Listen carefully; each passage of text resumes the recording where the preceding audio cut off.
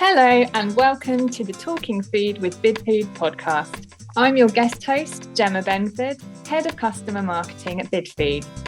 Our regular host, Joe Anglis, has kindly said I could step in and take the reins for this episode, which we're recording in support of Nutrition and Hydration Week. With 60 to 70% of our body made up of water, staying hydrated is important for the function of body and mind.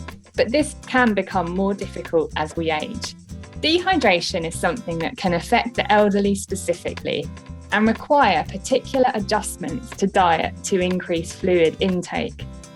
We know this is an area of particular importance to our care sector customers.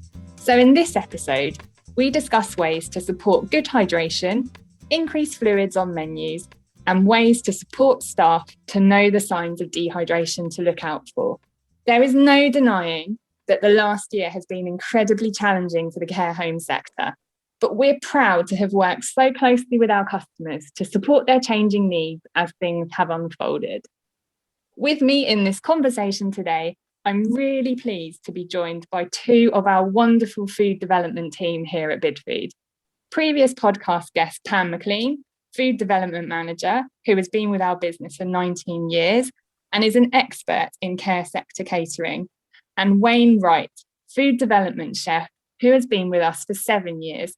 Wayne works closely with our care sector customers and has a wealth of experience in the industry. So, hello, Pam. Hi, Gemma. Thank you for inviting me today. Thanks so much for joining us again, Pam. It's great to see you. And hiya, Wayne. How are you? Well, thank you. So, Pam, I will come to you first. We're supporting Nutrition and Hydration Week with this episode. So could you tell us a bit about what's hydration and why it's so important for the elderly, particularly care home residents? Yes, of course, Gemma. I think, as you said in your introduction, approximately 60 to 70% of the body is made up of water. However, when you do reach an older age, that lessens to around 50% of our body. So it's really important that we look for opportunities to hydrate throughout the day. Fluids in the body are needed to maintain our organs and our temperature and just our general health. So it's really important that we think about how our body functions throughout that day. As we know, water is by far the best fluid for our body, and we just can't survive without it. And it's essential to life, whatever age you are. Within the elderly, they obviously conserve less water because their skin is thinner and they're frailer. So the ability to store that water is reduced, and the aging process slows down the sensation of thirst, which can often turn off the body's ability to show that you're needing hydration. So it's really important that we're looking for those signs. And of course, we can't rely on it as well, because there are a lot of other indicators with the elderly, such as needing to take additional medication, maybe some illnesses where more water is actually needed in the body than perhaps would normally be. Also, I think we have issues with wanting to drink as we get older, because maybe those opportunities aren't there. So the social opportunities to just have a drink with a friend or with an associate isn't there. So maybe they just don't take those drink breaks that perhaps they have done all their life. Thanks, Pam. And I wondered if you could tell us what the signs of dehydration would be as well, and how you could recognise this. Yeah, absolutely. Well, there's lots of signs that we can look for. There's physical signs, and then there's sort of the impacts of those signs as well. So a physical sign could be a dryness of the mouth. So the lips and the throat are very dry, and maybe headaches. That's quite a good indicator of hydration for anybody, whatever age they are. As I mentioned before about dry, fragile skin, that's a good indicator as well as sunken eyes. So if the eyes are looking like they're a little bit sunk and a little bit dark, that's quite a good indication that somebody is dehydrated. Dehydration also leads to confusion and worry. So those feeling dizzy, feeling tired, a change of mood that perhaps is not usual. And maybe that could lead in the elderly to falls and trips because the balance becomes impaired. And then they have that general overall weakness. And other area as well is constipation and urinary tract infections. So if there isn't enough fluid going through the body, all of the waste in the body is more concentrated, and that can lead to problems as well. And then if we look at the impacts of the inadequate hydration, things like low blood pressure, urinary tract infections and kidney stones, which can lead to pungent urine, and then obviously thinner skin. And that can lead to ulcers and sores because the skin is thinner, and therefore the abrasion on the skin can be a lot more severe, and it causes those sores. And then obviously poor oral health as well. If we're not getting that hydration in the mouth, it can lead to problems in the mouth as well. So it's obviously something it can be really, really challenging, and something that I think that a lot of elderly people do suffer from. And a lot of people that are admitted into a care home or decide to move into a care home, actually, we find that they are suffering from dehydration. Yeah, there are facts to say that, when people go into hospital, a lot of elderly people who go from a care home environment or a nursing home or live on their own will perhaps be dehydrated when they go into hospital. I think the figures are around 30%, which is very high. And obviously with the elderly as well, can be a fear of drinking. So we might have people who can drink who forget to drink and don't have that social interaction, as I mentioned before. We could have people who can't drink due to dysphagia or other physical factors, or perhaps can't get to drinks because of movement and it's difficult for them. And then of course we have the other factor, which is people who won't drink. So if they're fearful of choking or needing to visit the toilet more often, and they're not very mobile. And then there's sort of emotional factors, making sure that the environment is safe and calm. And then how do they drink? Is the drinking vessel suitable? Does it go down their throat too quickly? Do they need a sipping cup or a straw to help? So there's lots of factors that can affect why somebody isn't hydrated. Yeah, there are actually a lot of different things to think about there, and a lot of different approaches that our customers would be dealing with on a daily basis as well.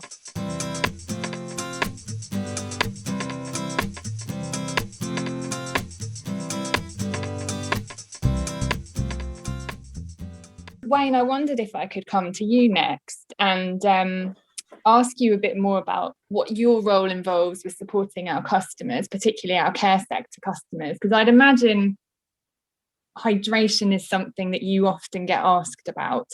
Yeah, we're asked for it on a regular occurrence, really. It needs to be happening within our menu cycles and the recipes that we do. At the time of year where we have Hydration Week, where we try and do a lot of support for our customers with new ideas, new products, new recipes, and how we can support the residents with drinking more throughout the day. And what kinds of things do you suggest to customers to help their residents with good hydration? Well, we talked about water a lot, and it needs to be available all day throughout the day, really. But for me, variety is key. Breakfast time, let's not just have tea, coffee. Let's have the hot chocolates and flavoured waters, different juices available. And make the social activities more meaningful. Let's have coffee mornings, afternoon teas, mocktail, cocktail sessions. So there's a good variety going on through the day. Key for me, though, is making sure at lunchtime and dinner time they've got the correct vessels to drink from. They're not too hot, they're not too cold. And try and remember the dignity of the residents and try and spend some time with them, not just with the food, but to ensure they're taking on plenty of liquid throughout the day and at meal times. Have you got any top tips that you would like to share? Yeah, I mean, top tips for me is to make sure we've got plenty of soups and broths on the menu, plenty of sauces and casseroles with all our meat selection.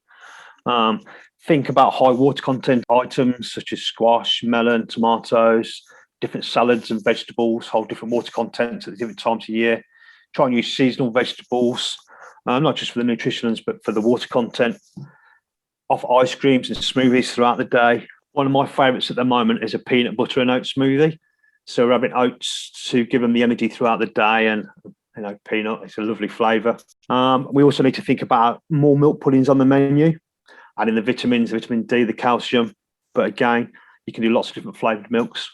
Think about serving fruit purees with the desserts as well. It's a good way of getting extra liquid in there. So it sounds like There are lots of different opportunities throughout each of the day parts to consider. So there's quite a lot to think about. Yeah, there's lots. I mean, just some soups.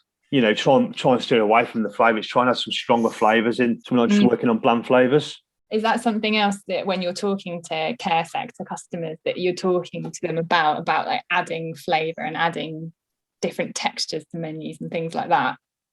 Most definitely. They lose a lot of their tastes as we get older. So, a squash or a flavoured drink to us may seem quite strong, but to a resident may seem quite weak. So we need to think about their flavour profile and certainly add different textures throughout the day. And when it comes to like balancing the menu or looking at a menu cycle, how would you suggest to a customer that they approach that, particularly as obviously controlling costs is really, really key for this sector too? For me, it's all about making sure we've got seasonal vegetables and meat on the menu so it's affordable, and then ensuring that we've got the right portion sizes is key. Let's not overface people, not too big portions, not too smaller portions. Make sure it's well balanced, plenty of carbohydrates, plenty of fruit and vegetables, plenty of fruit. Try and steer away from the alcohol content so they're not being dehydrated. Keep it well balanced. So it's like making those tiny adjustments throughout the whole menu sounds like it can make a real difference. Things like vegetables, you don't immediately think of containing fluids, but they obviously do. Oh yeah, and fruit. And try and get them throughout the day as well, breakfast time, lunch time. Snacking's key as well in the care sector. Make sure we've got plenty of snacks available throughout the day. Melon, fruits, not just in the morning, but later evening. Brilliant. Thank you. Some really, really great ideas there.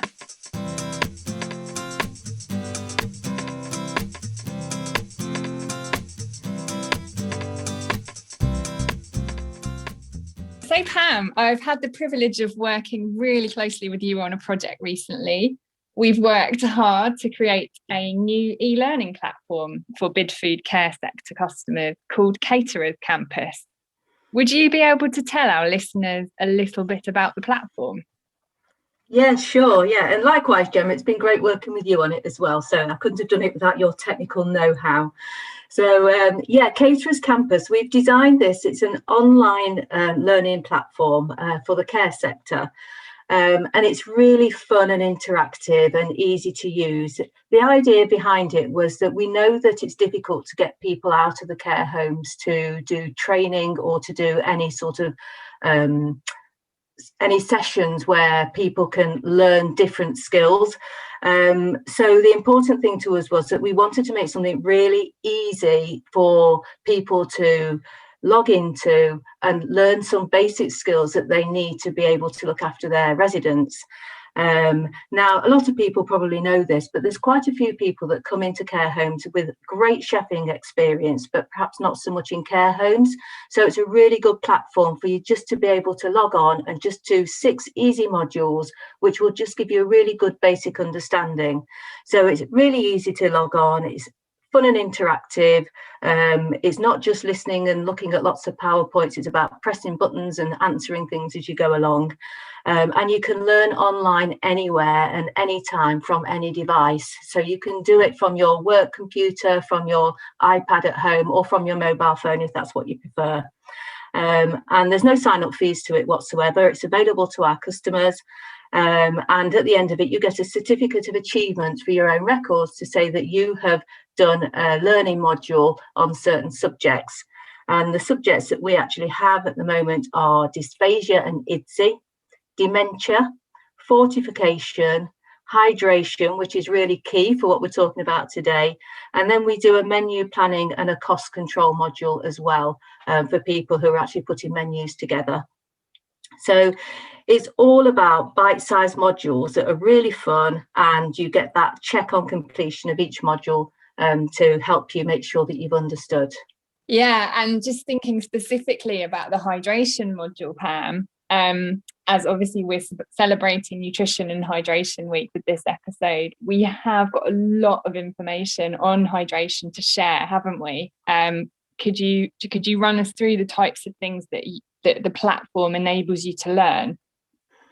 Well, on the hydration, yeah, absolutely. I mean, It takes you through what you need to consider for catering for elderly residents, and it gives you an explanation of what hydration actually means and what to look out for, as we've been discussing today.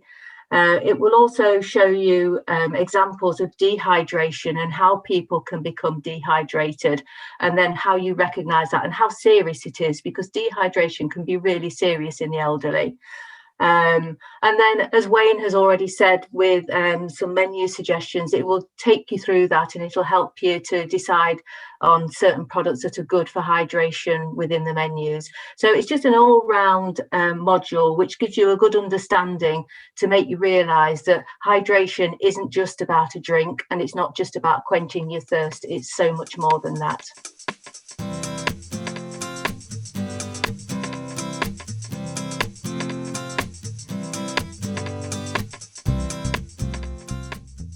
So Wayne, I wondered if I could come back to you now and ask you, as well as all of the support that we offer around things like hydration, how else are you supporting customers, or are we supporting customers at BidFeed within the care sector?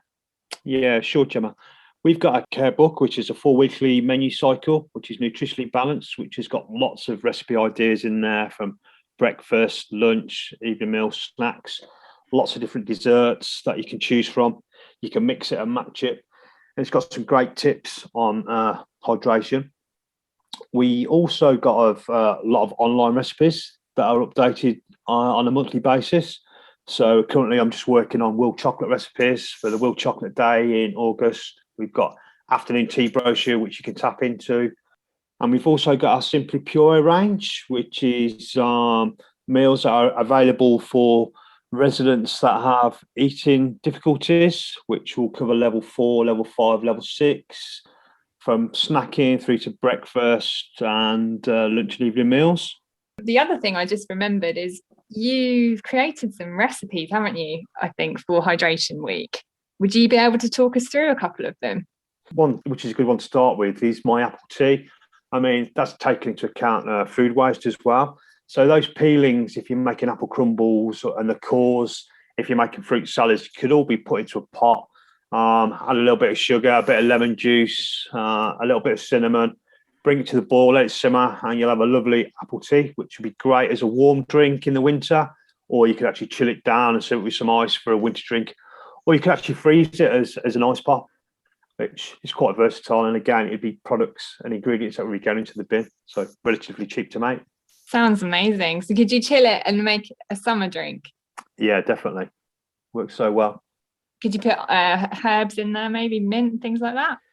Yeah, but again, just got to be careful with the herbs. Just got to make sure they're taken out of the drink. Obviously, we don't want residents choking on those kind of things. And then my other favourite at the moment is my peanut butter and banana milkshake. You know, it's just one of those flavours that I love. It's great for breakfast time, and it's great for an afternoon tea. And again, it'd be great to freeze that down as an ice cream to serve with a dessert or on its own. Just simply, you know, put a couple of scoops of peanut butter, a little bit of milk. And if you need to fortify it, you can have some of your skim milk powder, and away you go with the bananas. And I'd imagine that would be quite a filling recipe as well. Most definitely. Well, Wayne, thank you so much. It's been really good talking to you today and celebrating Nutrition and Hydration Week.